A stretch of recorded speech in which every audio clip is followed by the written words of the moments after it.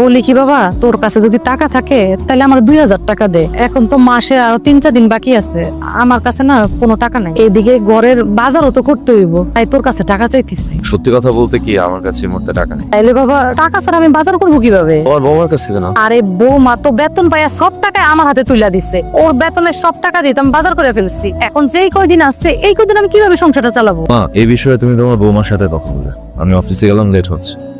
আর কিছু বলবে? না বাবা, আর কিছু বলবো না। ঠিক আছে, তুই অফিসে যা। ঠিক আছে, পেলাম। বৌমা, এমা মা কিছু বলবেন? আচ্ছা বৌমা, তুমি আমার একটা সত্যি করে কথা বলবা?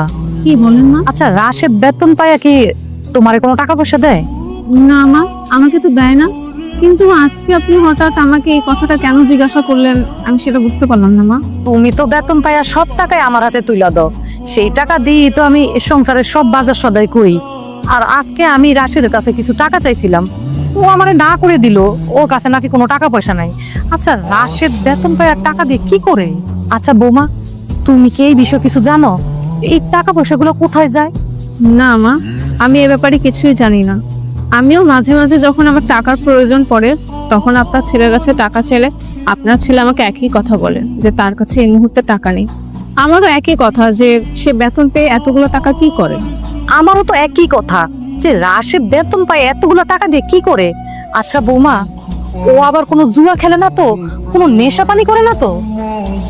মা, আপনার ছেলে যদি জোয়ার নেশা করতো তাহলে আমরা কিছুটা হলেও বুঝতে পারতাম, কিন্তু আমার তো আপনার ছেলেকে নিয়ে অন্য একটা চিন্তা হচ্ছে।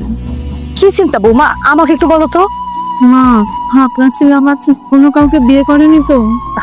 বৌমা, তুমি এসব কি বলতেছো? আমার তো মাথায় কিছুই ঢুকতেছে না। আচ্ছা তুমি না একটা কাজ করো, তুমি ও চেনা জানা কারোর কাছে খবর নাও বৌমা, দেখো না রাশেদের কি অবস্থা। আচ্ছা ঠিক আছে মা।